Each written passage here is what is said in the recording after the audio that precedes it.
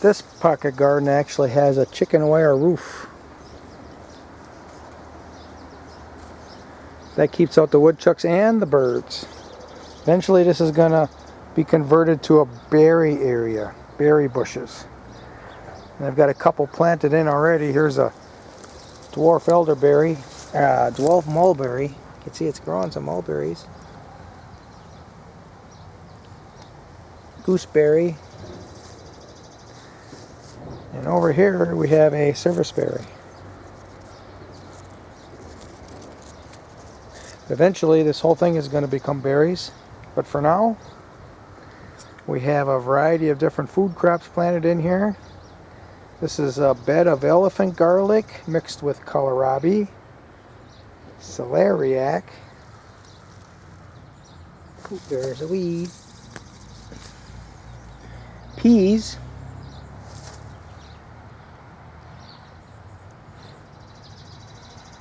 and a carrot, giants of Colomar. They grow large, fat, and they resist cracking. So we're going to kind of protect these carrots, including we're going to take this leaf out, give it a little more sunlight. Yeah.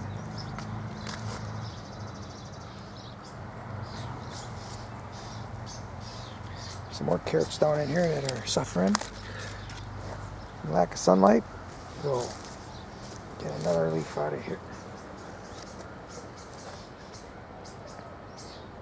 Doesn't take much. These carrots I expect are going to grow even taller than kohlrabi. They're going to send out a beautiful leaf, stems and leaf. We got kohlrabis and celeriac and elephant garlic all together in the back row. Another gooseberry in the corner.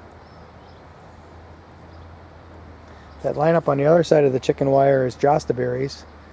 Looks like it's going to have one of its best crops this year. But we'll see. Might abort the berries. Well, no, I don't know. And this is more densely planted with elephant garlic bed. And I got peas growing with them. There's some carrots down in there. I'm not going to try to get the sunlight to them. I'm just going to see what happens. If they can manage to get up above or grow up with the elephant garlic all by themselves with no management. We're beginning to get some seed head formations or bulbil formations. And a couple days I'll come in here and pull them all out of there. Put their energy towards making bulbs. Big fat bulbs with big fat cloves. And then that back is a lineup of skirret, and there's a little bitty broccoli in there, and then on this side there's a little bit bigger broccoli. See how they do. And skirret. If I didn't have the chicken wire roof, the woodchucks would have ate that to the ground already. Skirret, skirret, skirret.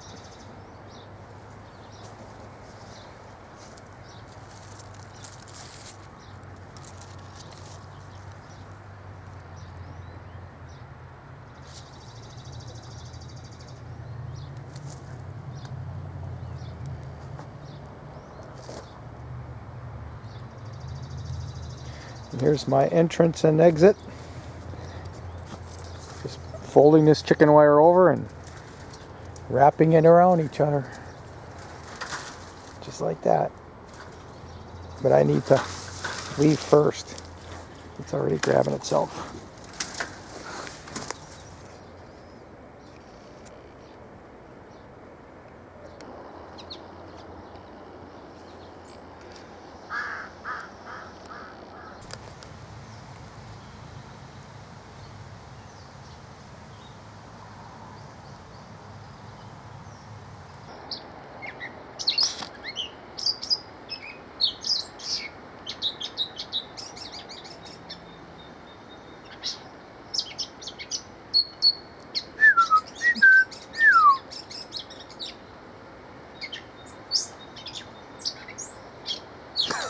He's pretty happy.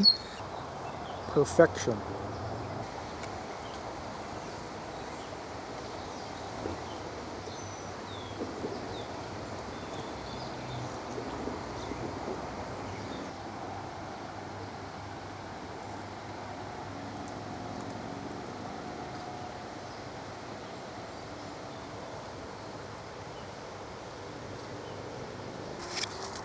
The bristles are going to perform.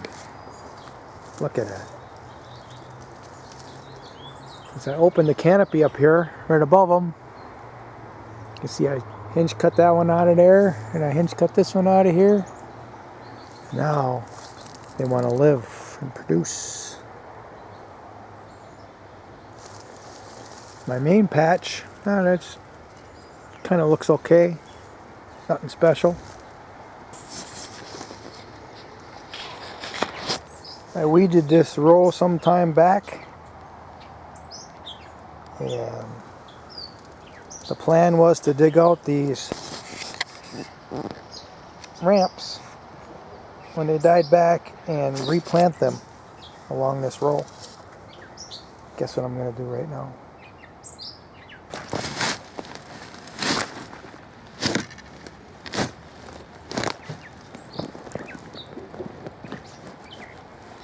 There's other roots in there with them. There's all kinds of trees all over the place here.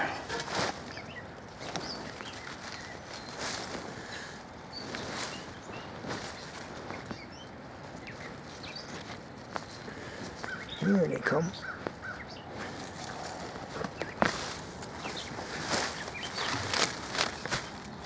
And we want to separate the bulbs, so we got to get this soil out from underneath them. Oh, there's a lot of them here.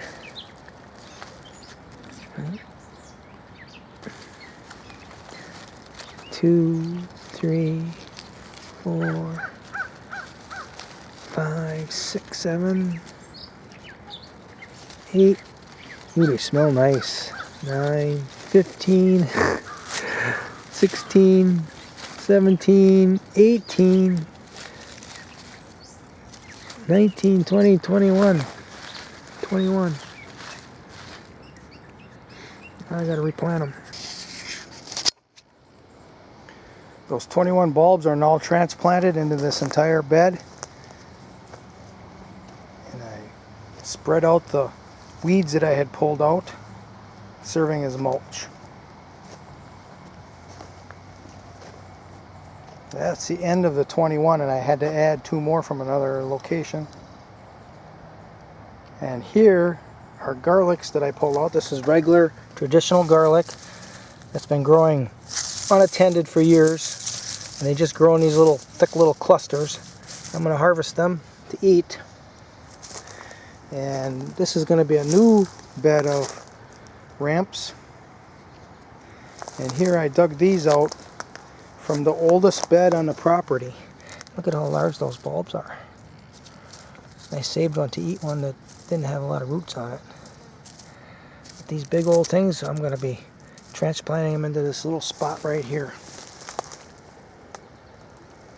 We are under a canopy of, here we have shashanda and elderberries. Above we have mulberries.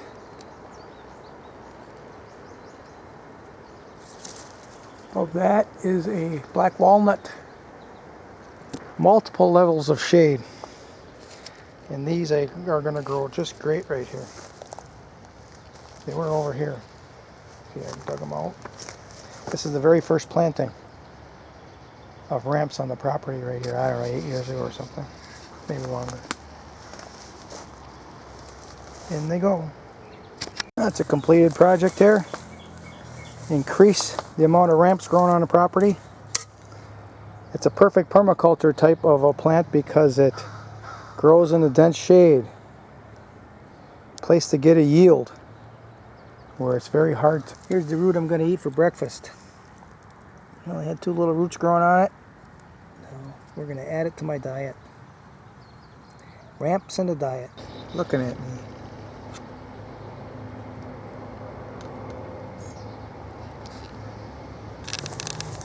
Gonna eat me some blossoms.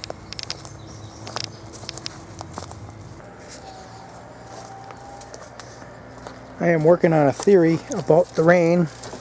We're supposed to get rain today, and the forecast 3-4 days ago was talking about 1.5 inches between 4 days. Now there's nothing Friday, Saturday, Sunday, and they're reducing the amounts that were predicted for Monday and Tuesday. I think geoengineering has a lot to do with it. And in the reverse, they can turn it on and they can turn it off. And I think that they've turned it off now for a purpose. What that purpose is, I mean, over the top, the best reason for them meaning the investors, those with the money, is to control the farmland. And they did their job in consolidating the farmland into large positions, large landowners, and now they want to take direct control. Just a theory. Yeah, that's what I think. Where's the rain?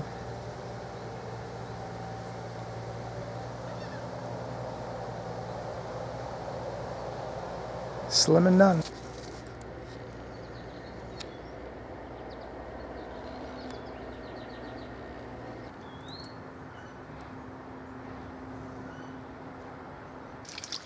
Holy cow, wasn't expecting this to fill up. I gotta get another barrel in here. The backyard received a little bit of rain this morning.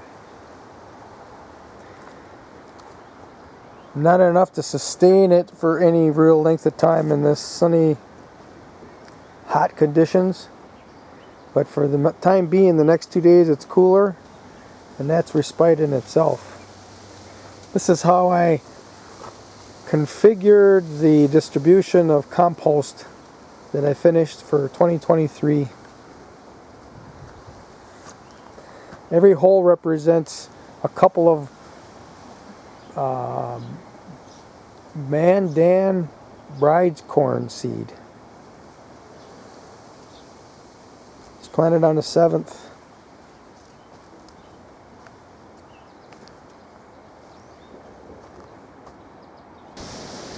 That is all the water that's in that tank from the rain, so we know it didn't rain much. They do have water from last year, and in this case it is ferment water. Oh, I'm trying to save that. Can't do it one-handed. But this is mostly comfrey and fish, salmon fish, fish hydrolysis. That's what it's turned into, and I'm going to be filling up these buckets and distributing some fish hydrolysis ferment to French shallots and garlic. This rain and cool weather is going to make the soil and the plants accept the fertilizer readily. You can see I hollowed out a little bit around the plant so that it would grab the water and hold it as it soaks in. And there it goes, down to the root level.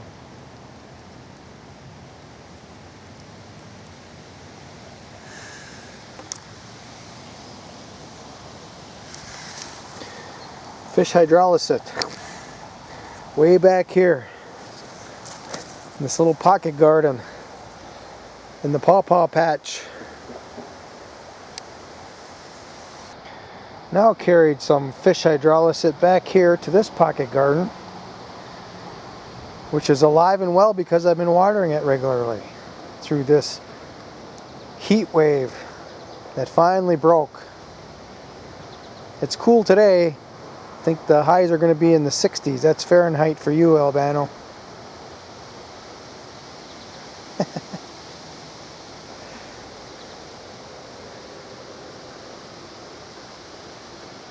I forked me a woodchuck yesterday. I have another pocket garden with loose wire like this, and it went in and it couldn't get out, couldn't climb back out. And it got the fork. So now these lovelies are going to get fermented.